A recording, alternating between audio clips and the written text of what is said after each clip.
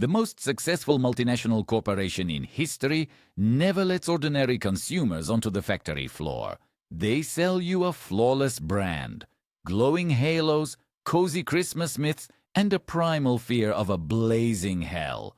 But if you scrape away the thick layer of millennium-old PR from the dogmas, the underbelly smells entirely different. You will find dirty political ciphers, blatant plagiarism of Sumerian epics, ridiculous typos by Latin translators, and a cynical division of real estate disguised as holy celibacy. For centuries, billions of people have been paying for a subscription to a system whose terms of service they have never even read. Today we are cracking this archive wide open. 33 facts about religion that the Vatican would rather burn along with you. Take off your halos. We are starting right now. 1.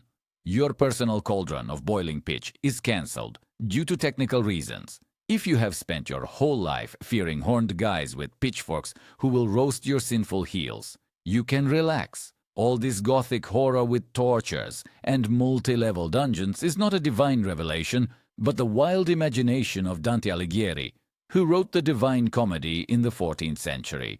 In essence, it was the first successful fan fiction in history to become canon.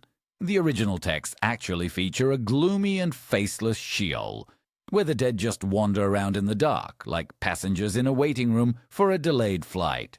And the famous fiery Gehenna is actually a real geographical spot, a mundane city dump right outside the walls of Jerusalem. They threw garbage and animal corpses there, constantly burning them to prevent epidemics. So when an ancient preacher threatened you with Gehenna, he literally meant, if you misbehave, you will end up in the trash. We turned the work of ancient public utilities into a mystical horror of cosmic proportions. Good luck getting scared of the smell of burning tires. 2. Priests were forbidden to love women purely out of a love for real estate.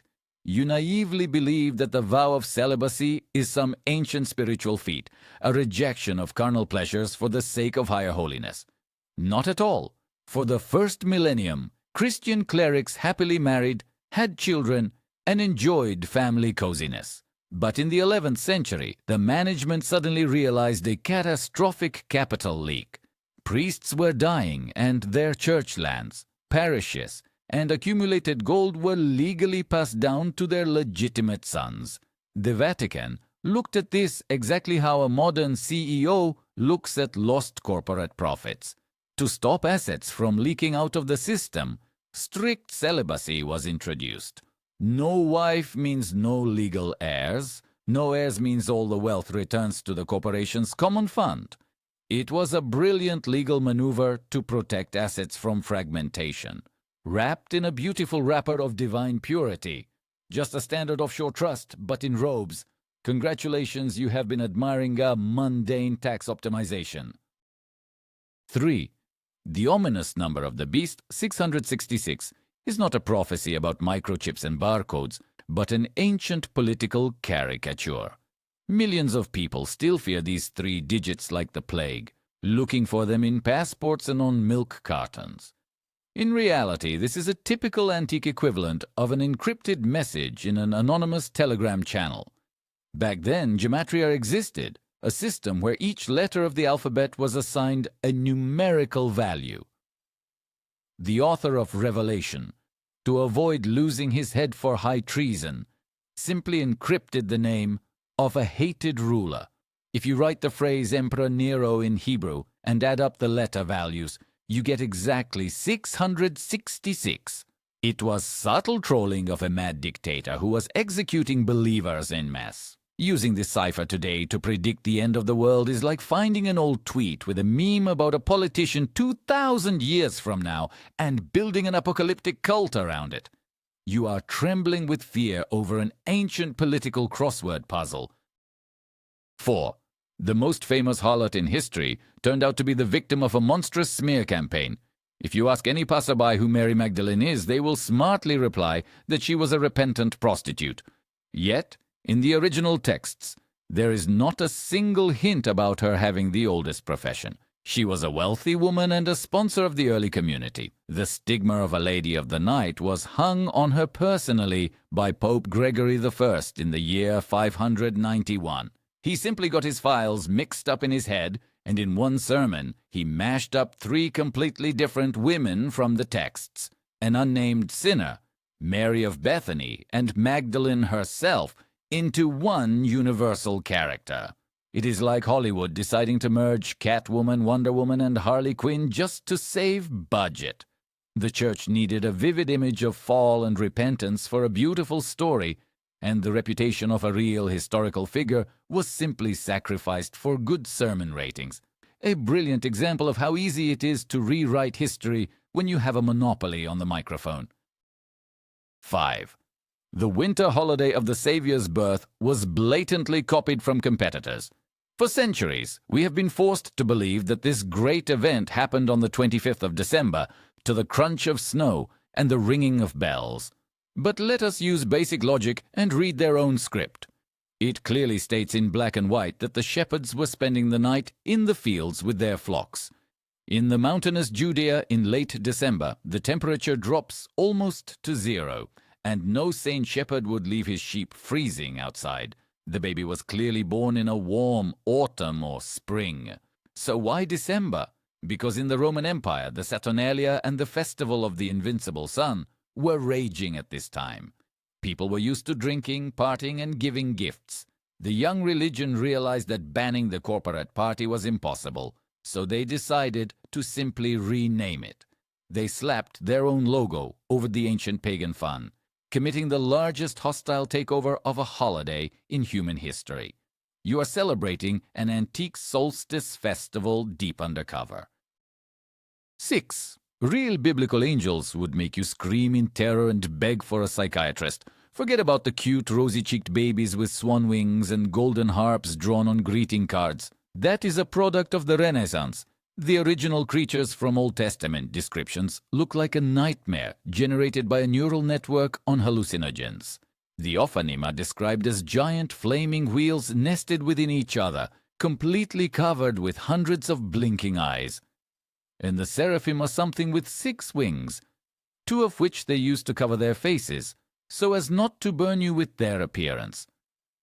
It is no coincidence that every human encounter with such a messenger in the texts begins with the phrase, "Do not be afraid," because the first reaction of a healthy person upon seeing this biomechanical cosmic horror is to drop dead from a heart attack on the spot.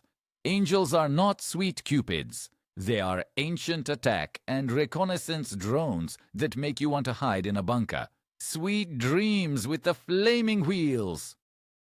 7. You have completely misunderstood the main dogma of the Immaculate Conception your entire life. If you walk up to a person on the street and ask what it means, they will absolutely say, "Well, that is when the Virgin Mary gave birth to Jesus without a man's involvement. Sit down, you get an F." This official Catholic dogma, approved only in the 19th century, describes not the creation of Christ, but how the Virgin Mary herself was conceived in the womb of her mother, Saint Anne.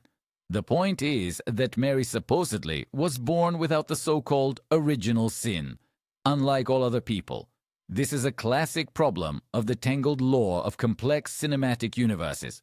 People are so lazy that they do not even bother to read the rules of the game they have been playing for centuries, and they confuse the prequel with the main plot.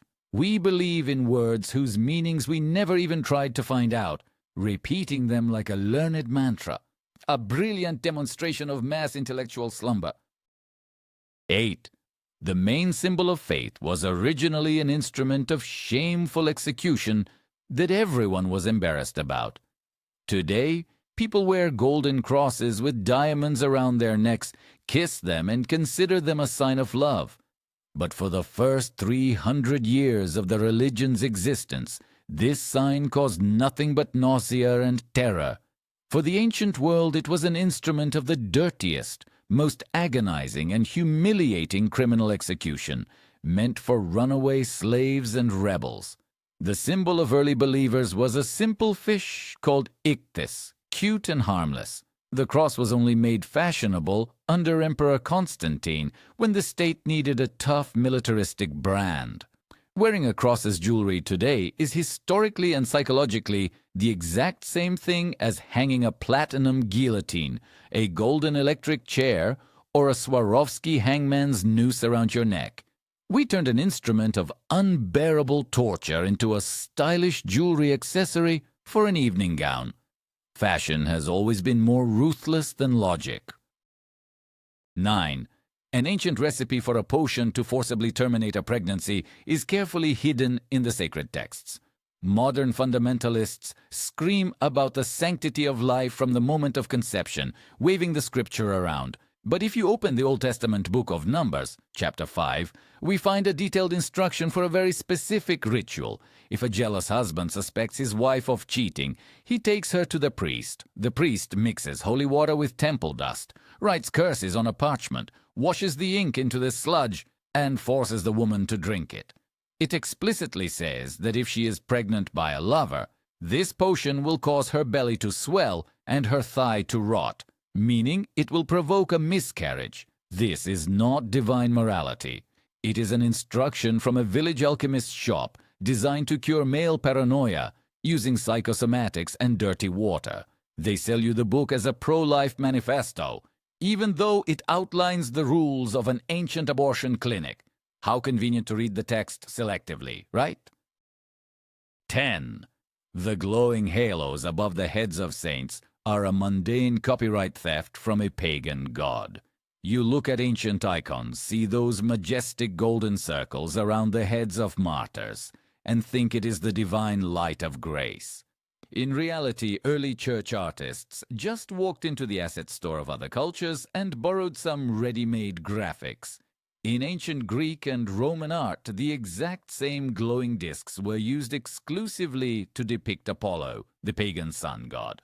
This graphic trick helped highlight the main character on frescoes. Christian PR managers realized that their target audience was already used to this visual language, so they just slapped the sun god's crown onto their own characters. It is as if today a new soda brand just took the Coca-Cola logo, painted it blue, and claimed it was their original invention. You are praying to the stolen design code of antiquity. 11. The stern monotheistic God originally had a very real wife. We are presented with the image of a lonely, strict creator sitting on a cloud. But archaeology cannot lie.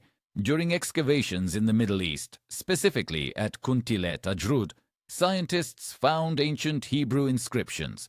Do you know what was carved there? Blessings in the name of Yahweh and his Asherah. Asherah is a powerful Canaanite goddess of fertility. Early Judeans were polytheists and perfectly fine with worshipping a divine married couple.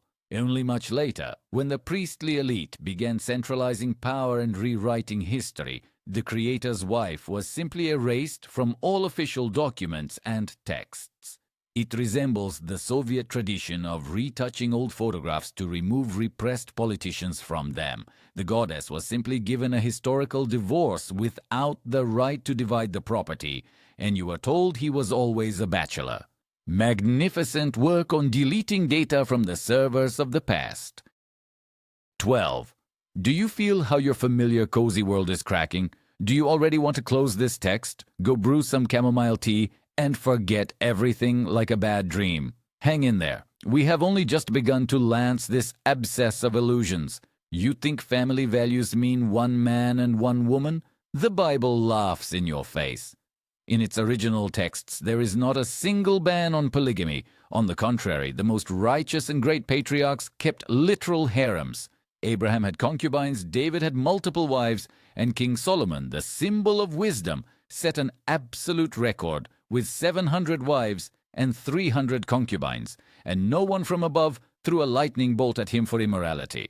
The strict ban on polygamy and the concept of monogamy did not come to Christianity from heaven, but from secular, legally dry Roman law. The church simply had to adapt to the laws of the state where it decided to become a monopolist. You are following the ancient Roman civil code, mistaking it for the will of heaven. 13. The high clergy held official trials for decomposing corpses. If you think the justice system looks absurd today, let us fast forward to the year 897. Pope Stephen VI hated his predecessor, Pope Formosus, so much that he ordered his corpse dug up from the grave 9 months after the funeral.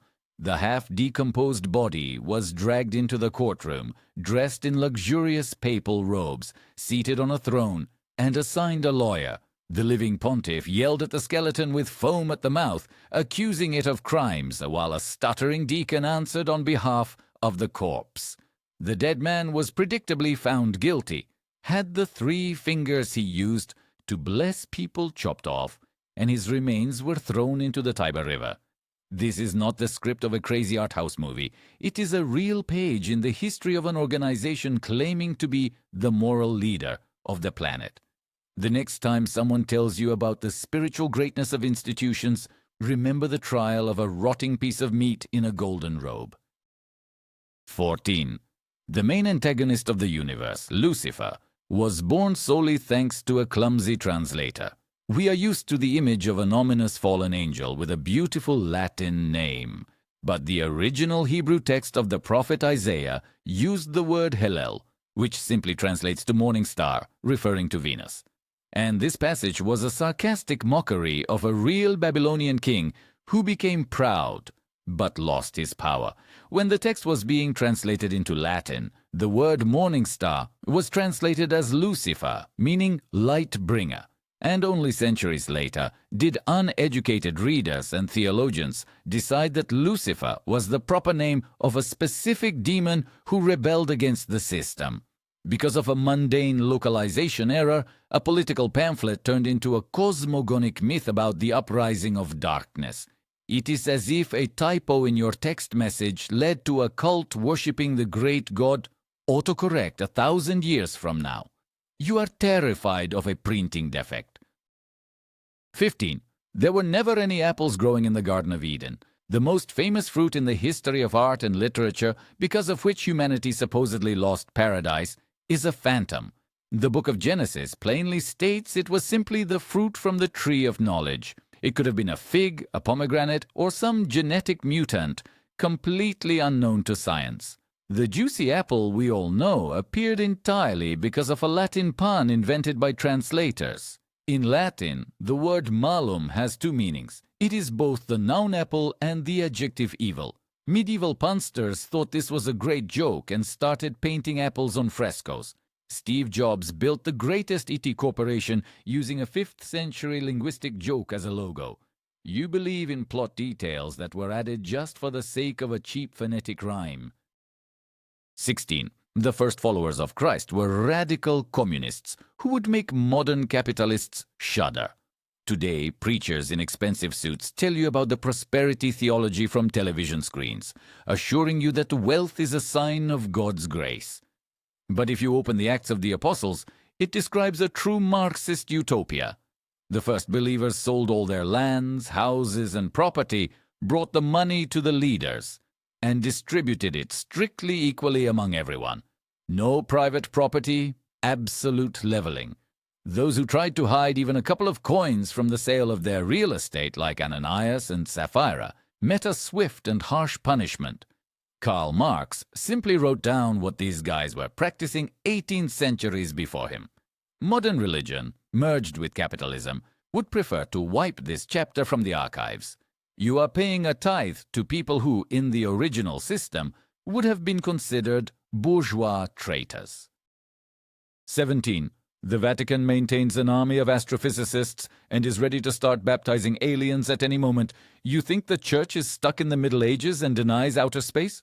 Surprise, they have their own observatory, and one of its main telescope facilities is located in Arizona. Moreover, for a long time, this instrument had an unofficial acronym that people deciphered as Lucifer due to its infrared filters. Furthermore, the official astronomers of the Holy See have publicly stated that they do not rule out the existence of extraterrestrial civilizations, and if one day a Martian with tentacles lands on Earth and asks to be accepted into the bosom of the Church, they will have no problem baptizing it. This is no longer faith. It is aggressive planning for an intergalactic market expansion. They are ready to sell spiritual franchises to creatures from other star systems, just so they do not lose traffic. 18. The concept of purgatory was invented as the most brilliant financial pyramid scheme of the Middle Ages. In early texts, the scheme was simple: either heaven or hell, no middle ground. But then the church ran into financial troubles and needed to build luxurious cathedrals. And that is when theologians rolled out a massive update: purgatory, an intermediate station where the souls of not-so-bad people burn in a temporary fire, purifying themselves before heaven. And then the magic of monetization kicked in. The church announced that living relatives could shorten grandma's time in this fire by buying an indulgence. This is the classic microtransaction mechanic of modern mobile games. Pay real money to skip the suffering timer. People gave away their last crumbs buying air and promises. A business model based on guilt and love for the dead brought the corporation billions. You admire the spirituality, but it was just brilliant crowdfunding based on fear. 19. The original ending of the oldest gospel reads more like a psychological thriller with an open ending. If you read the Gospel of Mark, the earliest of them all in the oldest and most authoritative manuscripts, it abruptly ends at chapter 16, verse 8. The women come to the tomb, see it empty, get scared to death, run away, and tell no one anything because they are afraid. Period. Curtain falls. No joyful appearances of the resurrected Savior. No parting speeches to the disciples. This depressing and abrupt ending did not satisfy later editors. They realized you could not make good box office with a finale like that, so decades later they simply tacked on another 12 verses, adding a happy ending where everyone meets up, rejoices, and saves the world. It is as if a focus group forced a director to reshoot the dark finale of a movie so the audience would leave the theater satisfied. You are reading producer edits made to boost ratings. 20. No one ever actually counted the famous 3 wise men who came to the baby. In nativity scenes, there are always 3 mysterious kings with gifts, but the original text of the Gospel of Matthew never mentions their number at all. It only says they brought 3 specific gifts: gold, frankincense, and myrrh. The human mind is lazy. Since there are 3 gifts, there must have been 3 couriers, even though in reality this package could have been dragged by 2 people or accompanied by a whole delegation of 30 magi with armed guards. We drew in the missing details of the plot ourselves, exactly like a neural network filling in blank pixels on an image. This proves only one thing. For millennia, people have been perfectly willing to devoutly believe in details that were never in the source code, simply because it makes for a prettier picture. You are worshipping a mathematical error of childhood imagination. 21. The ancient law of an eye for an eye was not a call to cruelty, but the first attempt in history to stop a massacre. Today we use this phrase when we want to justify a blood feud or ruthless retaliation. It seems like savage barbarism to us, but for the ancient world of the Middle East, it was an incredible leap in humanism. Before this rule, the law of power ruled. If a neighbor accidentally knocked out your tooth, you had the absolute moral right to go and slaughter his entire family, burn down his house, and take his cattle. The eye for an eye rule put a strict cap on the damage. Did they knock out one tooth? You have the right to knock out exactly one tooth in return and not a millimeter more. It was a patch fixing the bug of endless violence escalation in ancient society. And we, sitting in our comfortable chairs, judge them for bloodthirstiness, completely missing the context. You are criticizing an ancient Geneva Convention because it does not sound cute enough. 22. The infallibility of the Pope is not an ancient mystical gift, but a relatively recent political life hack. Many believers think that the head of the Catholic Church by definition cannot be wrong because he is guided by the Spirit. Sounds like ancient magic, right? But this dogma was only officially adopted in 1870 at the First Vatican Council. At that time, the Papal States were losing territories, Italy was unifying, and the secular power of the pontiff was bursting at the seams. To avoid completely losing authority in the face of advancing modernity and national states, the Vatican simply pressed the God mode button and declared, "Now, when I speak from the chair, I am physically incapable of making mistakes. It was the desperate cry of an aging monarch losing control over the matrix. When management cannot handle a crisis, it simply bans criticism of the CEO on a dogmatic level. 23. Are you still reading this? Your psychological armor is tougher than I thought, but let us finish off the remnants of your belief in the uniqueness of these stories. The story of Noah's Ark is blatant, 100% plagiarism. Thousands of years before the Jews began writing down their texts, the ancient Sumerians had the Epic of Gilgamesh. It features a chapter where the gods decide to wipe out noisy humanity with a flood.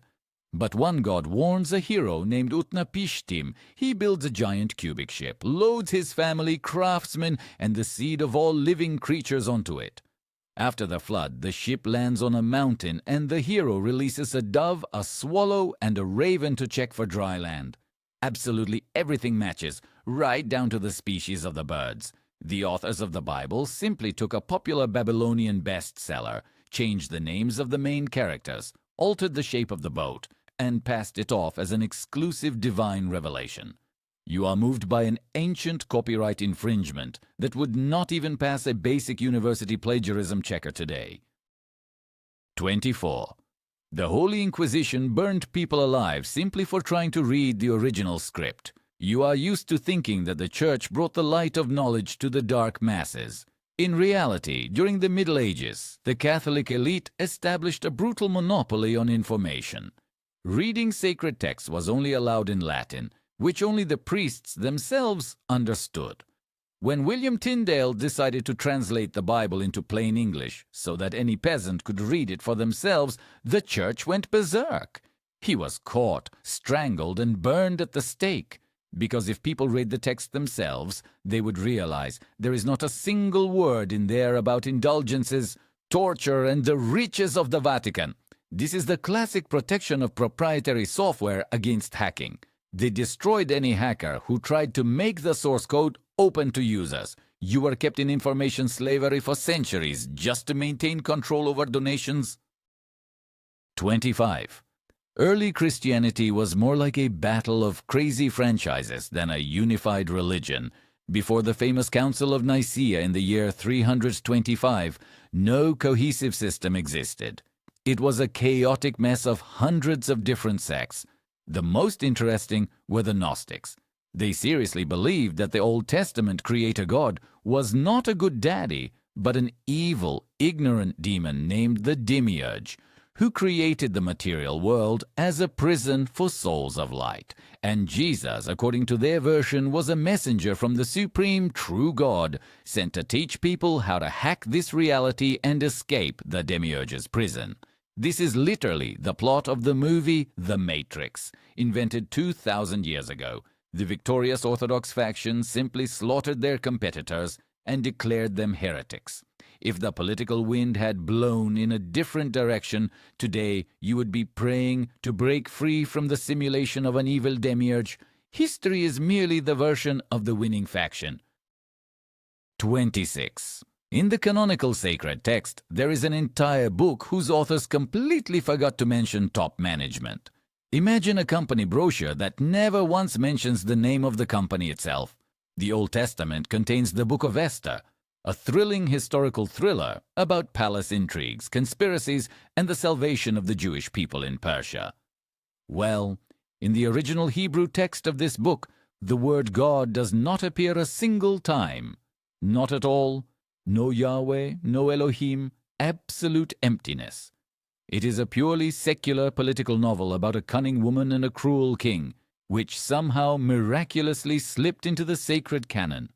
Later, embarrassed translators try to artificially shoehorn divine intervention into it, but the fact remains. You are worshipping historical fanfiction that became holy simply because it happened to be lying in the same stack as the right documents. Magnificent work by the clerical apparatus of antiquity. 27. The Vatican admitted that the Earth revolves when we already had personal computers. The story of Galileo Galilei, who was forced to renounce his astronomical discoveries, is known to everyone, but the scale of bureaucratic drag boggles the mind. The official Catholic Church ground its gears for a long 359 years, and only in 1992 did Pope John Paul II officially state that the Inquisition got a little carried away. The Earth really does revolve around the sun, and Galileo was right. By that time, humanity had already landed on the moon, created the internet, and launched probes beyond the solar system. This is the longest ping delay in processing obvious information in human history. Waiting 4 centuries to acknowledge a basic law of physics is a level of corporate stubbornness worthy of a gold medal. You trust spiritual leaders whose calendar lags hundreds of years behind reality. 28. The favorite horror story of modern Protestants about the sudden disappearance of the righteous is an invention of the 19th century.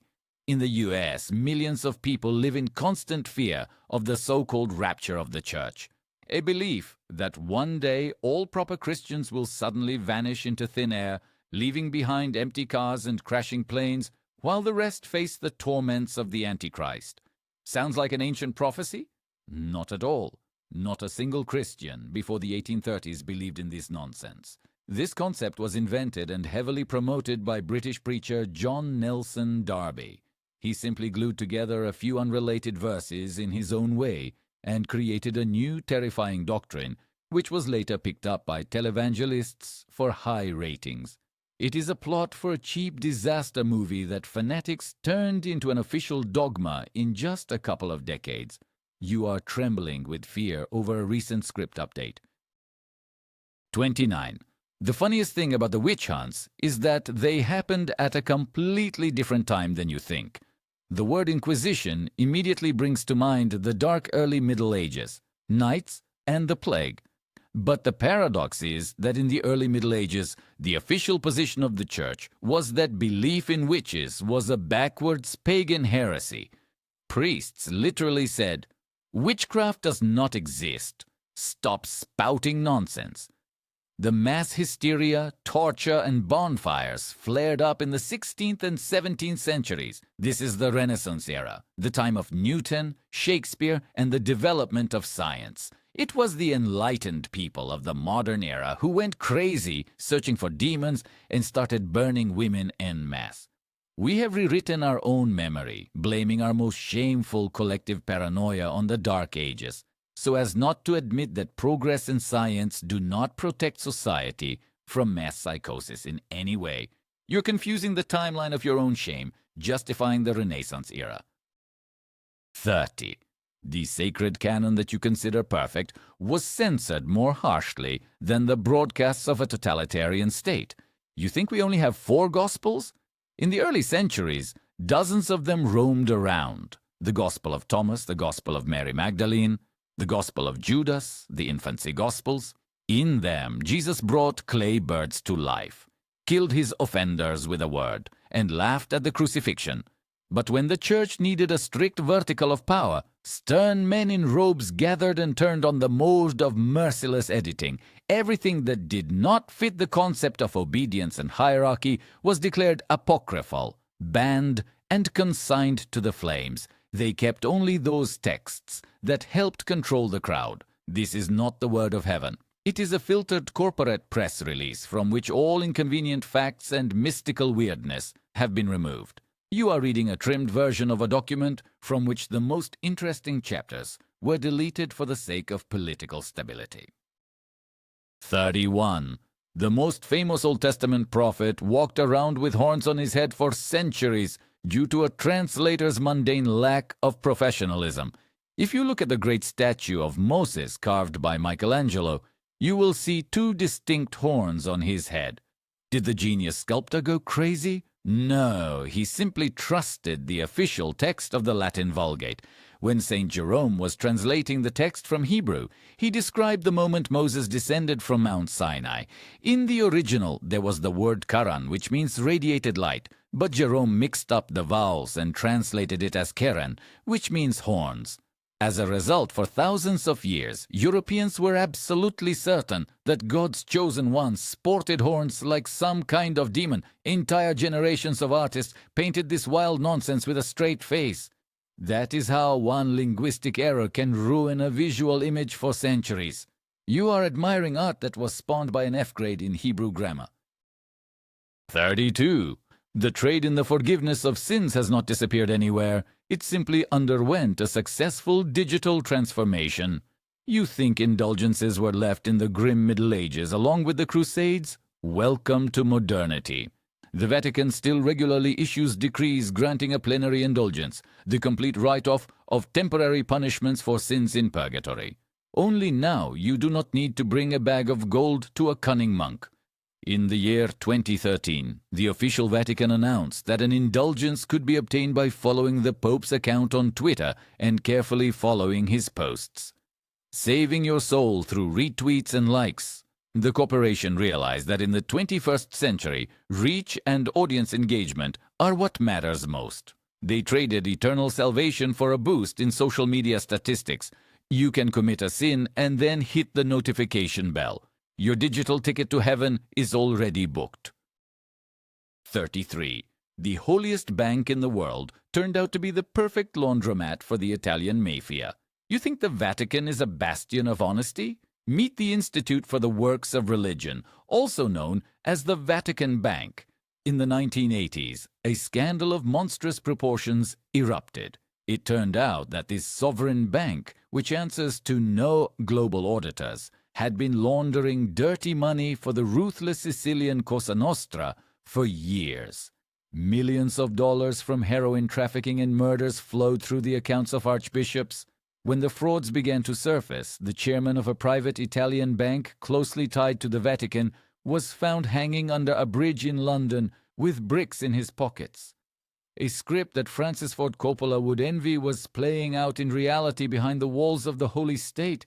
You believe in the infallibility of people whose financial schemes are literally drenched in the blood of mafia turf wars. Keep praying. The investments have to keep working. We have finished this tour through the Museum of Intellectual Shame. You can get angry at me, write curses, deny the obvious, and continue hugging your cozy illusion. It is normal. No one likes to realize that they voluntarily paid for a ticket to a cheap show by failed magicians. But the truth is that while you are afraid of mistranslated demons and are buying digital indulgences, someone very smart continues to collect an ignorance tax from you. The system works perfectly as long as you refuse to turn on your brain. If you had the courage to read this act of deconstruction to the very end, do the following. Subscribe to this channel so you do not miss a new dose of sobering cynicism. And now head down to the comments and write your own 34th fact that will destroy the remnants of someone's belief in pink ponies. Act now before they burn us at the digital stake.